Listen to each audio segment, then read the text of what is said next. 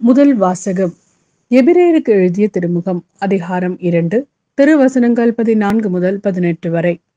ஊனும் இரத்தமும் கொண்ட அப்பிள்ளைகளைப் போல் அவரும் அதே இயல்பில் பங்கு கொண்டார்.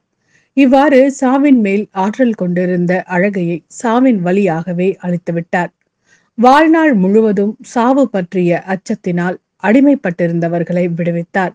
ஏனெனில் அவர் வானதூதருக்கு துணை நிற்கவில்லை, மாறாக ஆபிரஹாமின் வழி மரபினருக்கே துணை நின்றார் என்பது கண்கோடு. ஆதலின் கடவுள் பணியில் அவர் இரக்கமும் நம்பிக்கையும் உள்ள தலைமை குருவாயிருந்து மக்களுடைய பாவங்களுக்கு கழுவாயாகுமாறு எல்லாவற்றிலும் தம் சகோதரர் சகோதரிகளைப் போல் ஆக வேண்டிதாயிற்று.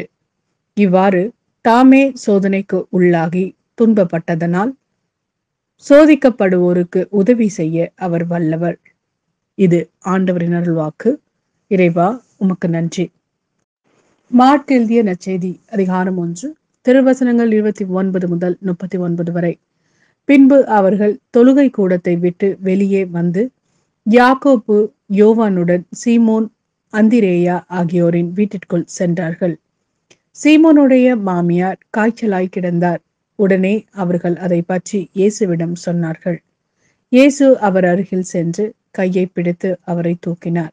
காய்ச்சல் அவரை விட்டு நீங்கிற்று. அவர் அவர்களுக்கு பணிவிடை செய்தார்.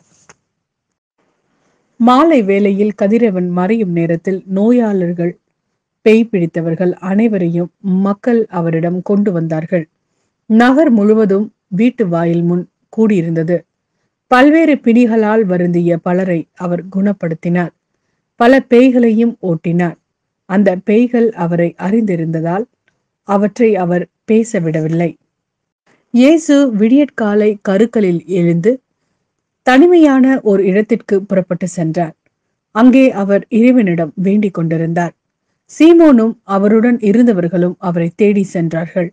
அவரை கண்டதும் எல்லோரும் உம்மை தேடிக் கொண்டிருக்கிறார்கள் என்றார்கள். அதற்கு அவர், நாம் அடுத்த ஊருக்கு போவோம், வாருங்கள். அங்கும் நான் நற்செய்தியை பறைசாற்ற வேண்டும், ஏனெனில் இதற்காகவே நான் வந்திருக்கிறேன் என்று சொன்னார். பின்பு அவர் கலிலேய நாடு முழுவதும் சென்று அவர்களுடைய தொழுகை கூடங்களில் நற்செய்தியை பறைசாற்றி பேய்களை ஓட்டி வந்தார்.